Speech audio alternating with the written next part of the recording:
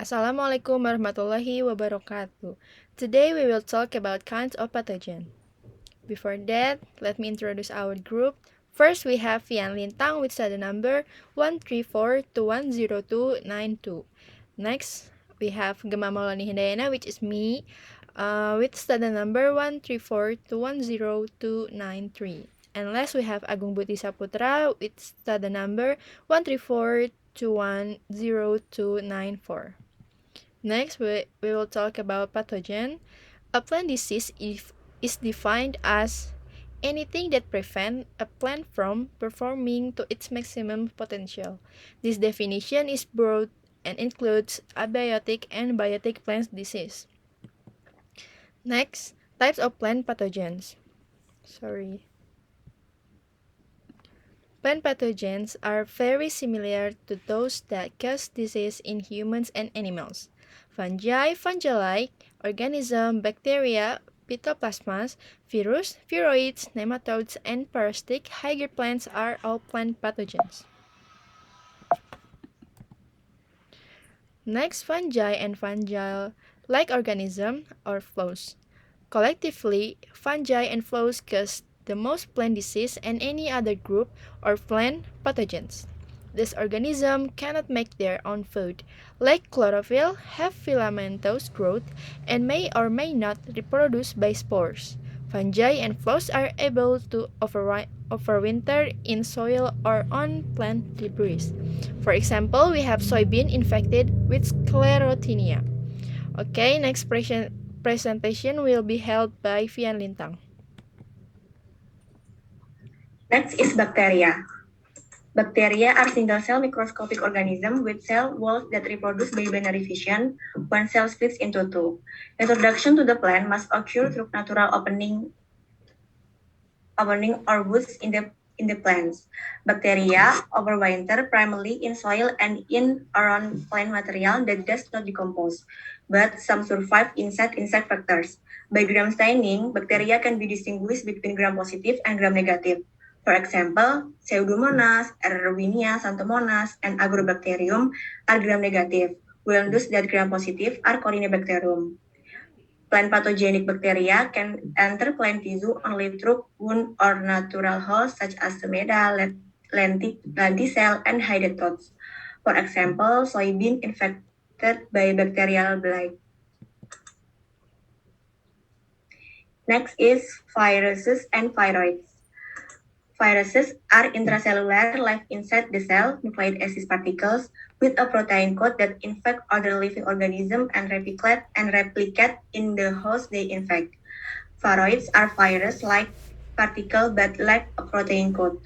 Viruses and viroids are primarily transmitted by vector including insect, nematode, and fungi, which introduce the virus or viroid during feeding. Viruses and viroids can also be transmitted through seeds, vegetative propagation, and burning. For example, soybean infected with bean pod metal virus. And next, nematodes. Nematodes are microscopic worm-like animals. The majority of nematodes are soil-dwelling animals and move with soil. However, there are some nematodes that are transmitted through insect and infect above-ground plant parts. For example, adult soybean cyst nematode females emerging from soybean roots. Next, parasitic higher plants. Parasitic high plants are plants that contain chlorophyll but cannot produce their own food. They parasitize other plants to obtain nutrients and water. Example include mistletoe and dodder.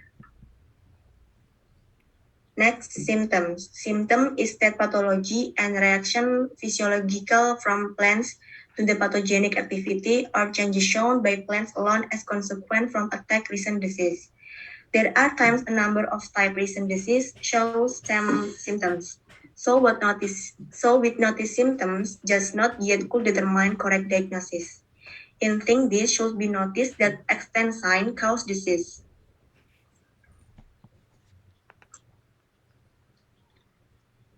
Side is all non-recent disease chain reaction plant host than itself. For example, mycelium, spores, tutti fruit, sclerosium, gum, latex, and others. Symptom could set based on 1. Expansion symptom that occur or characteristic symptom. A. Symptom local. Is something the only symptom limited to part plant curtain. B. Symptom systemic. That is, symptoms are uniform throughout body plan. 2. Change that occur in the cell, which can classify becomes 3 types symptom, namely A. Necrotic, B. Hypoplastic, 3. Hypoplastic.